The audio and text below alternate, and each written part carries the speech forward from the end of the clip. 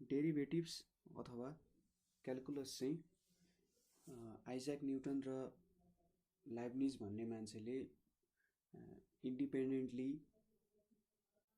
बनाएको एउटा थ्योरी हो हैन। दुईटैले इन्डिपेन्डेन्टली बनाएको थिए। न्युटनले धेरै अगाडि बनाइसकेका थिए। आफ्नो ग्राभिटीको प्रब्लमहरु सल्भ गर्न चाहिँ न्युटनले डेरिभेटिभको क्रिएट गराएको थिए, जसलाई चाहिँ तिनी मेथड अफ फ्लक्सियन्स भनेर भन्थे हैन। मेथड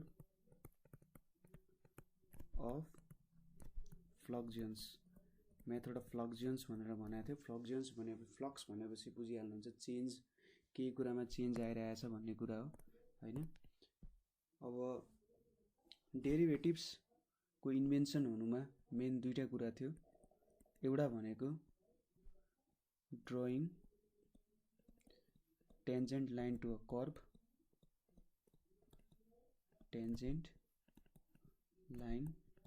कर्भ, अर्को भनेको चाहिँ क्याल्कुलेटिङ नन युनिफर्म भेलोसिटी।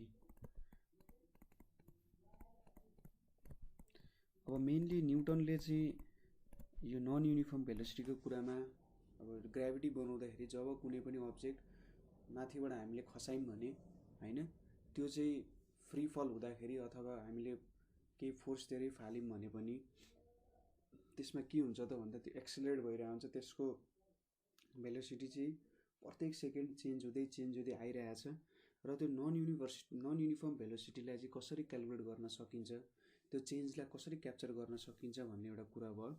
र अर्को drawing tangent line to a curve भन्ने कुरा चाहिँ कस्तो हो भन्दाखेरि सपोज डेरिभेटिभ्स भनेको चाहिँ यो कन्टिन्युअस कर्भहरुमा हुन्छ, अर्को डिस्कन्टिन्युअस कर्भहरुमा हुँदैन।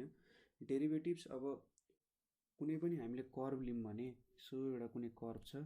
अब यहाँनेरि यसरी टेन्जेन्ट लाइनहरु बनायौं भने टेन्जेन्ट लाइनले के दिन्छ त भन्दाखेरि त्यो पोइन्टमा त्यसको स्लोप कति छ त भन्न खोजेको। स्लोपले के दिन्छ त y एक्सिस x एक्सिसको रेस्पेक्टमा कति चेन्ज भइरहेछ, अथवा राइज बाइ रन भनेर हामीले डेराइभ गरेका छौं एउटा इक्वेसन, कति राइज हुन्छ पर कति रन हैन हो। त्यो चेन्जहरु कसरी हेर्न सकिन्छ भन्ने कुरामा चाहिँ यो डेरिभेटिभहरु डेभलप भएको थियो। अब सुरुमा हामीले हेर्ने प्रब्लम भनेको नि यही हो, tangent line to a curve भन्ने कुरा चाहिँ कसरी हेर्न सकिन्छ होला त, प्रत्येक कर्भको प्रत्येक पोइन्टहरुमा टेन्जेन्ट कसरी खिच्न सकिन्छ होला भन्ने कुरा हामी हेर्न गइरहेका छौं।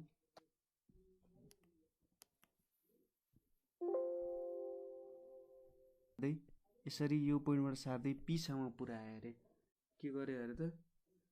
अब लिमिटको थ्योरम हामीले के गरेका थियौं, if q coincides with p हैन,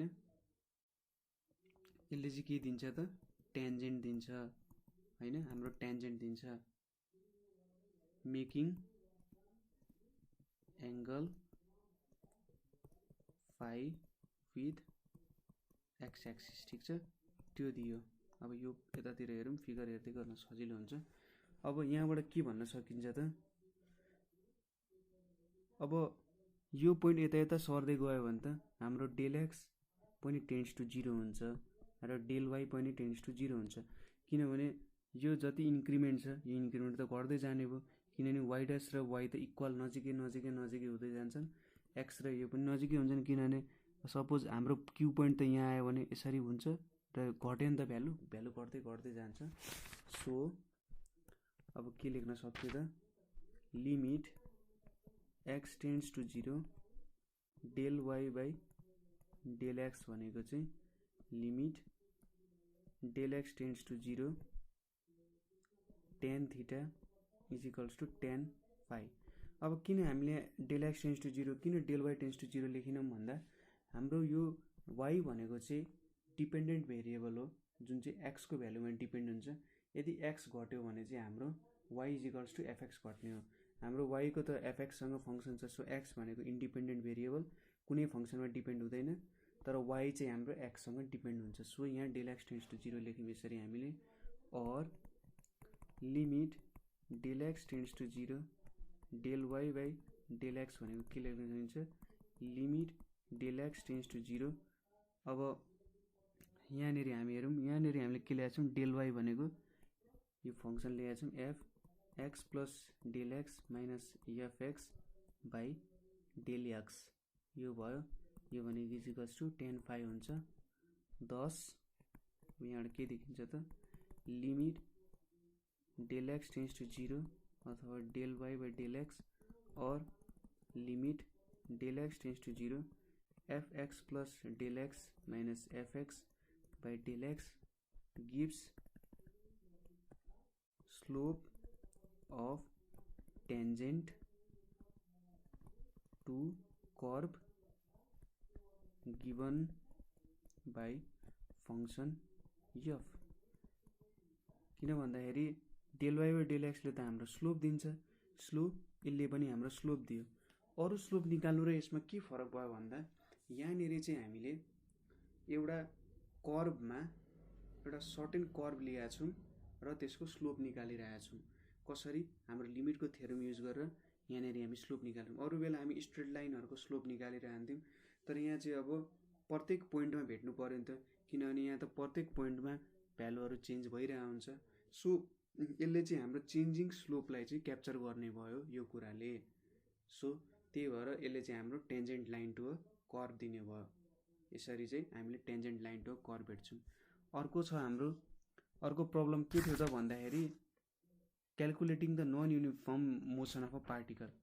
अब non uniform motion of a particle कसरी क्यालकुलेट गर्न सक्छौँ, यहाँ हाम्रो इन्स्ट्यान्टेनियस भेलोसिटी भन्ने कुरालाई हेर्छौँ। यसको लागि सुरुमा एउटा यसरी लाइन ड्र गरौँ।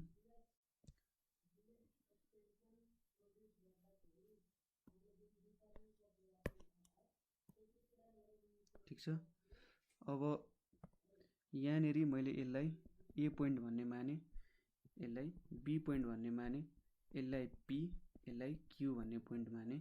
यहाँ बिचमा अब इन्फिनिटली मेनी पोइन्ट्सहरू छन् हैन, इन्फिनिटली मेनी पोइन्ट्सहरू छन् यो सबैमा।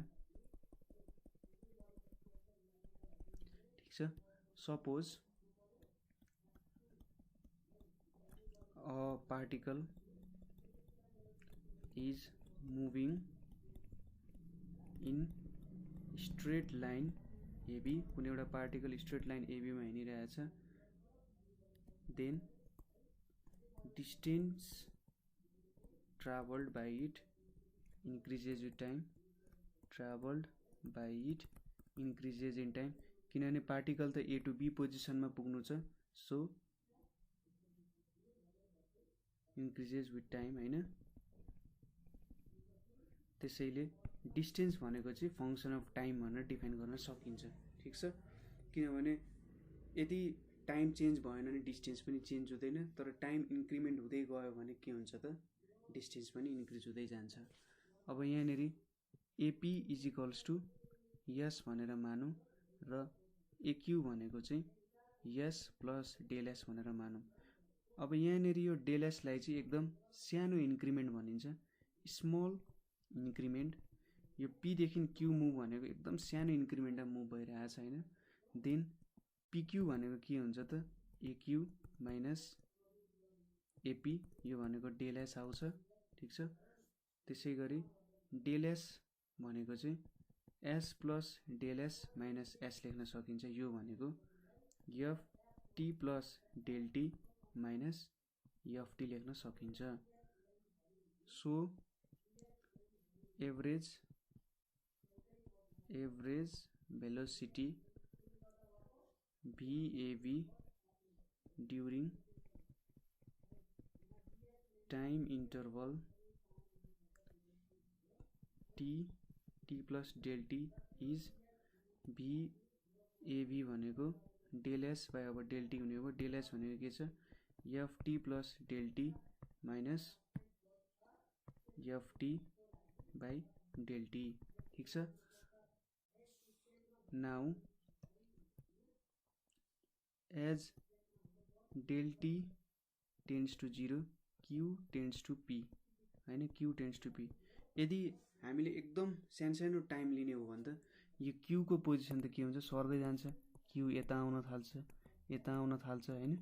सो एकदमै सानो टाइम लियौँ, एकदमै सानो इन्टरभल, सबसे सानो इन्टरभल लिए जस्तो भयो हुन्छ यो। सो यो भनेको के हुन्छ त, now as q tends to p, so instantaneous velocity v of the particle at p or in time t is limit to which VAB tends as del t tends to 0 and अब v भनेको के लेख्न सक्यो त, limit del t tends to 0 del s by del t is equals to limit del t tends to 0 f t plus del t minus f t by del t हुने भयो। So अब यहाँबाट के बुझिन्छ त भन्दाखेरि, अब हामीले सपोज यो इक्वेसनले चाहिँ के क्याप्चर गर्यो भन्दाखेरि, हाम्रो भेलोसिटी एकदम सानो टाइममा हैन, एकदम सानो टाइमको भेलोसिटी के हुन्छ त, सबसे सानो डिस्क्रिट टाइम हामीले कुनै लियौँ भने त्यसमा भेलोसिटी के हुन्छ भनेर लिएपछि हरेक पोइन्टको हामीले भेलोसिटी भेट्दै जान्छौँ र हामीले चाहिएको पोइन्टहरुमा पनि त हामी भेलोसिटी भेट्न सक्छौँ।